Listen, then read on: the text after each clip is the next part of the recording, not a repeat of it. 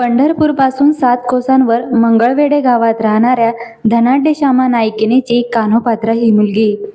वडील अर्थात कोण ते माहीत नव्हतं, पण श्यामाचा असा अंदाज होता की गावचा नगराध्यक्ष सदाशिव मालगुजार तिचा पिता असावा. लहानपणीच तिच्या पायात बांधलेले चाळ गोड कौतुकाचे नव्हते, तर वेश्यावृत्तीला अपरिहार्य असं नृत्य शिकवण्यासाठी होते. रूप आणि तारुण्याच्या जोरावर लोकांकडून पैसे वसूल करावेत असं वातावरण अवतीभोवती होतं. आईचा आग्रह तसाच होता, पण भक्तीचा अंकुर तिच्या हृदयात फुटला होता.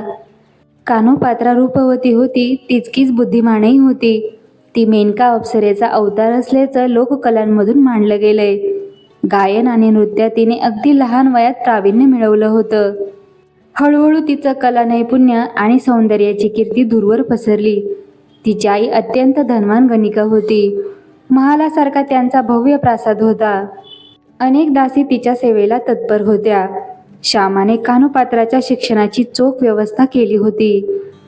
कान्होपात्राने आपला गणिका व्यवसाय पुढे चालू ठेवावा आणि राजदरबारी रुजू व्हावं असं श्यामाला वाटत होतं, तर कान्होपात्राला त्याची किळस वाटत होती.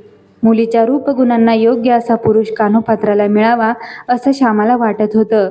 पण कान्होपात्राने आईला स्पष्ट सांगितलं होतं की माझ्यापेक्षा रूपवान पुरुष असेल तरच मी त्याच्याजवळ राहील, विवाह करेन. ही अट अर्थात कठीण होती. मंगळवेढ्याचा एक धनाढ्य व्यक्ती सदाशिव मालगुजार यांची नजर कान्होपात्रावर पडली. त्याने कान्होपात्राचं नाचगाणं बघण्याची इच्छा व्यक्त केली. श्यामाने काहीतरी सांगून कान्होपात्राला कसंबसं सदाशिव समोर आणलं. त्याची विषारी नजर तिच्यावर पडली. याच्यासारख्या नीच माणसाच्या इच्छेखातर आपण गायन नृत्य करणार नाही असं तिने त्याच्या तोंडावर सांगितलं. भडकलेल्या सदाशिवने सूडसत्र सुरू केलं. ती त्याची मुलगी असल्याचं श्यामाने सांगून पाहिलं, पण तो इतका वासनागंध झाला होता की हे खोटं असल्याचं त्यानं म्हटलं.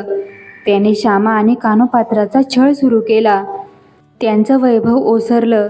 त्याच्या विरुद्ध न्याय कोण देणार? अखेर श्यामाने त्याची माफी मागितली.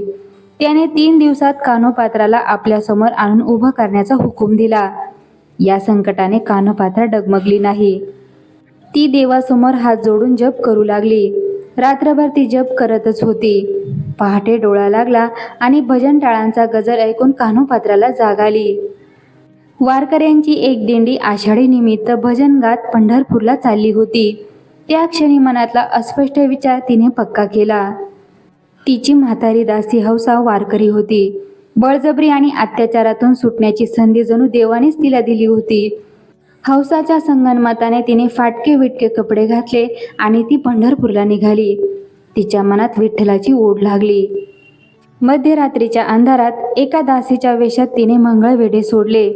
यापुढे रूपवती तरुण कान्होपात्राने निर्भयतेने पूर्णपणे विठ्ठलावर विसंबून आपला जीवनक्रम ठरवला. पंढरपूरला आल्यावर तिने पांडुरंगाचं दर्शन घेतलं आणि त्यावेळी ती संपूर्णपणे विठ्ठलाच्या चरणाशी एकाग्र झाली. आपलं सगळं अस्तित्व विठोबाच्या पायी समर्पित करून तिने त्याचं दास्यत्व पत्करलं. कान्होपात्रा स्वरचित अभंग गाऊ लागली आणि तिचा स्वर्गीय आवाज ऐकून हजारो वारकरी तल्लीन झाले. तिथे येणारे सारे विठ्ठलाच्या प्रेमामुळेच येत होते. त्या अभंगातला भाव त्यांच्या हृदयाला भिडला. वृद्ध हौसाबाईने कान्होपात्रासाठी आणि स्वतःसाठी एक झोपडी बांधली. कान्होपात्रा दिवसातून 2दा विठ्ठलाचे देऊळ झाडून पुसून लख्ख करत असे. पहाटे आणि रात्री ती देवासमोर नृत्य आणि भजन करी. लोकांना वाटे ती देवाचा वेड घेतलेली गरीब शेतकऱ्याची पोर आहे. कान्होपात्रा दिवसेंदिवस विठ्ठल भक्तीत खोल बुडत गेली. लोक तिचा आदर करू लागले. भोगविलासाची इच्छा तिला नव्हतीच. मूळचा ओढाच परमार्थाकडे असल्याने तिच्या ध्यानीमनी विठ्ठल राहू लागला.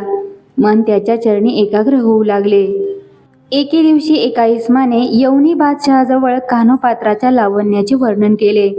बादशहाने दूध पाठवून तिला घेऊन यायला सांगितले.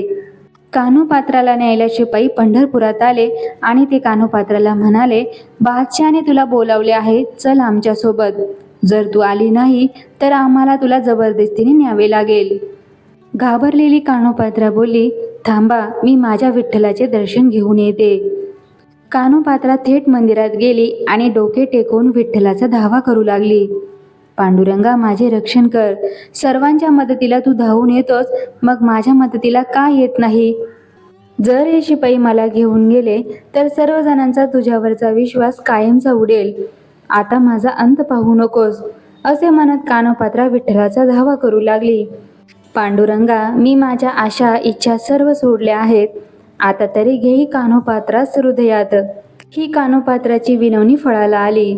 कान्होपात्राचे शुद्ध हरपले आणि विठ्ठलाच्या पायाजवळ ठेवलेले डोके तिने वर उचललेच नाही. विठ्ठलाच्या चरणी तिने आपला प्राण सोडला. मंदिराच्या पुजाऱ्यांनी हे पाहिल्यावर त्यांनी घाई गडबडीने कान्होपात्राला देवळाच्या आवारात दक्षिण दारी पुरले. आणि काय चमत्कार! लगेच तिथे तरटीचे झाड उगवले.